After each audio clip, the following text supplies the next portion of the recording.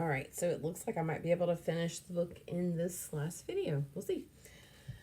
All right, so we're at chapter 32, and they just got the letter from the doctor, which, I mean, it might be correct because, you know, like the letter is signed and everything, but there's so many typos, and you'd think a doctor should be pretty smart and know how to spell words. All right. His hand trembling, Billy laid the peanut butter and fried worm sandwich down on the table. Do you think? Wow, whispered Tom. The screen door banged. Billy's father came into the kitchen, his tie loosened, his jacket over his arm. He laid his briefcase on the table. It's hot, he said cheerfully. Billy staggered to the sink and drew himself a glass of water. Tom and Emily watched him. What's the matter? Asked Billy. Water dribbled down his chin and onto his t-shirt. His mind swam. Tom, what's going on? Billy's father read it, smiled, glanced at Billy, and got a beer out of the refrigerator and sat down. Well, so it fooled you, huh? Fooled me? But how could Alan and Joe know all of those medical words, Mr. Forrester? Lumbricopiopus fulmar? I was right. There's way too many spelling problems for it to be by a doctor. But how could Alan and Joe know all those words? Do you know what fulmar really means? It means a bird, I think. Boy, said Billy. He sat back down at the table and picked up his sandwich. They could be arrested, Mr. Forrester. Couldn't they be arrested for defrauding mail? Couldn't they? Billy grinned and bit down on the peanut butter and fried worm sandwich. All right, 15th. On the last worm. Standing on a rusty pail, Billy veered through a crack in the horse barn. Joe was wondering about lashing at cobwebs with a stick. Alan was slumped on a barrel, gnawing his thumbnail. Billy went around to the door. Hi, he said. Alan didn't look up. Hi, said Joe. Billy glanced around suspiciously.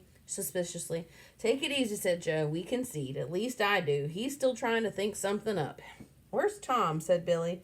He wouldn't eat his lunch, so his mother kept him. Billy leaned over the platter on the orange crate and smelled the steaming southern fried worm. He wanted to load it with red pepper.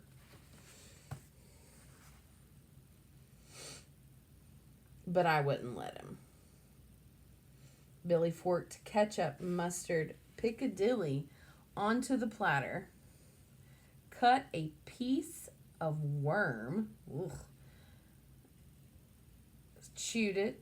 Swallowed it. Cut another piece. The worm tasted better than usual, sort of like kidney beans, southern fried kidney beans. Well, where'd you get this one? No.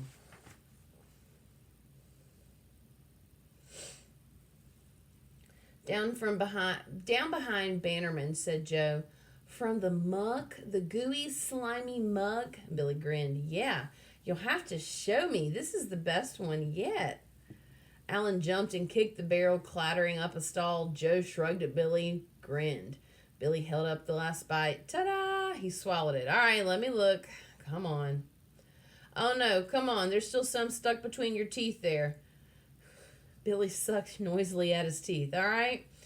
Well, I can't get the money until tomorrow, he said. Oh, geez, you know, I have to work Saturdays for 6 months to pay this back. He trudged slowly towards the door. You coming, Joe? Yeah, maybe your father won't act so bad if I'm there when you tell him. Alan stopped in the door. Tomorrow, he said, without turning. 10 o'clock? Yeah, sure. He sounded like he was going to cry. Make it later if you want. No, it's not going to do any good putting it off. Come on, Joe. Left alone in the barn, Billy hugged himself. I won $50. I knew I could do it. I was so scared at first, waking everybody up in the middle of the night. He burped. Beans. I should have made it 30 worms and $100. That stupid letter. Joe knew when he was licked, though. Jeez. Beans? He stood up. How come that burp tasted like beans? He had a hamburger for lunch and a glass of milk. The worm, say, they couldn't have. It was a fake, panted Billy, coming up to the boys. You faked it. It wasn't a real worm. Real worm? What are you talking about? You made a worm out of beans.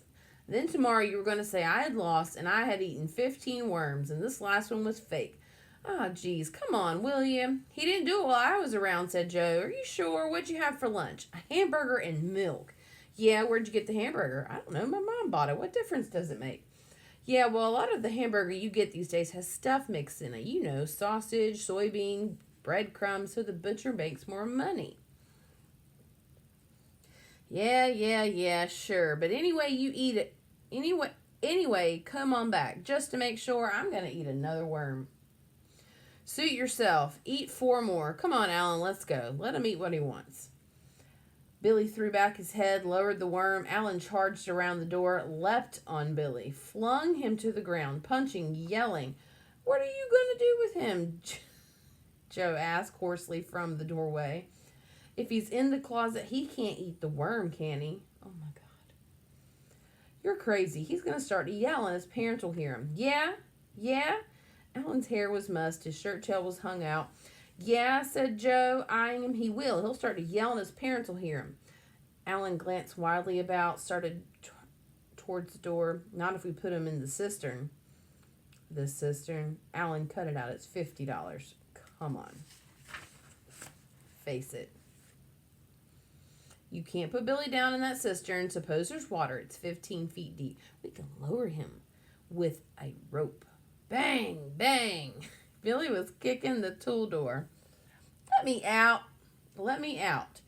It's cheating. I want to get out. Bang, bang, bang.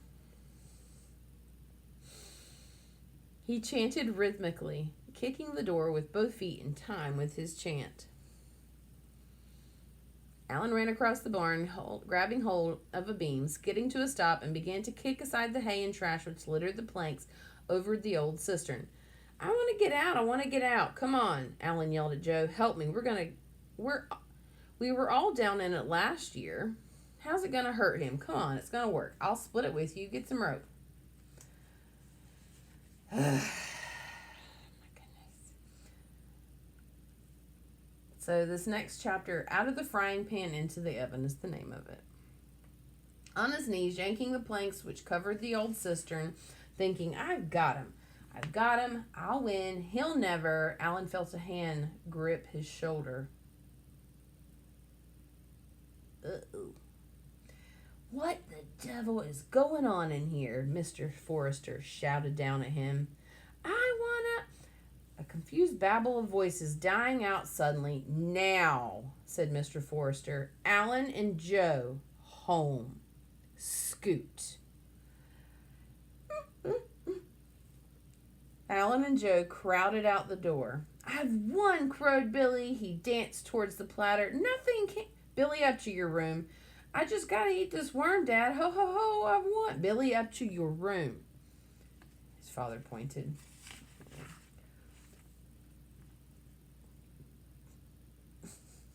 Dad, if I don't eat what's left, I'll lose. Alan will win. It's just too... Now, this bet is over. You know what I've told you about that cistern. Now. Dad, I'll lose. Alan will... Then you'll learn something. March. You mean I can't even eat that last little bit? How long could it take me? What could... Billy, now. Next chapter's name. Billy kicked the bed. He had won. All he had to do was eat 2 more bites. 2 bites. He kicked the wall. What had his father gotten so mad for? Alan had started opening the cistern, not him. Jeez, he hadn't even let him explain. Twice he had won, and then something had happened. And now he was going to lose after all he had gone through, nightmares, fights, thinking he had been poisoned, all for nothing. Kicked the bed. The United States Cavalry Rides Over the Hilltop is the name of this very short chapter. Miss Forrester, said Tom, can I see Billy for a minute? He's up in his room being punished, Tom. He and Joe and Alan were very naughty this afternoon. Yeah, said Tom, no kidding. What'd they do? 15th worm. Billy kicked the wall again. 2 minutes. What difference could 2 minutes have made? He leaned his forehead against the window pane, gazing dejectedly out in the backyard. And that's what always happens. Somebody... Tom's younger brother Pete appeared suddenly around the corner, holding up a little yellow Easter basket, gesturing. The worm, Tom. Pete had brought him a worm, the 15th worm. Billy slammed up the window. Catch, yelled Pete. Hurry, Tom's talking to your mother. Billy heaved a brick with a string tied to it up to Billy. Billy caught it, hauled the string. Alan and Joe plunged out of the bushes. Billy snatched the tin can out of the Easter basket, plucked out a huge squirming night crawler. Miss Forrester! Miss Forrester! Alan and Joe shouted at the top of their lungs, dancing about on the lawn, waving their arms. Too late, yelled Billy gleefully. Throwing back his head, he dropped the squirming night crawler into his mouth. He chewed and chewed. Tom and Mrs. Forrester appeared around the corner of the house. Too late, yelled Billy, still chewing. Too late. I win. He disappeared from the window. A door slammed inside the house. Trampling on the stairs, he burst out the kitchen door. A flying leap off the back steps. He rolled, scrambled up, yelling, I win, I win, I win. Tom grabbed Tom's hands. They danced around, and Pete cavorting beside them. Joe and Alan slunk off into the bushes. Round and round and round. Billy's mother laughed and went into the kitchen. They did this round and round and round until they collapsed on their backs in the grass. I win, gasped Billy to the blue, cloudless sky. I win. All right. Last chapter. Billy leaned the mini bike against the tree, so he went and got him that mini bike, and started down the path through the woods. Tom and Joe were already sitting by a smoldering trash fire on the riverbank opening their lunch bags. Where's Alan? At the store? Asked Billy, flopping down by Tom. Yeah, he's still got 2 weeks to go. Well, what have you got for lunch? Asked Tom. Billy looked embarrassed. Worm and egg on rye. He's still eating these things. Heck, said Tom. Why can't you ever bring something somebody else likes so you can trade? Billy frowned. I don't know. I just can't stop. I don't dare tell my mother. I even like the taste now. He scratched his head. Do you think there's something the doctors don't know? Do you think I could be the first person who's ever been hooked on worms? Ugh. And if you ever have this book or check it out of a library, the next disgusting page, 2 pages, are recipes to make with worms. And that's going to be one time that I say, if you ever do that, don't share it with me. Ugh. All right. End of the book. Have a good night.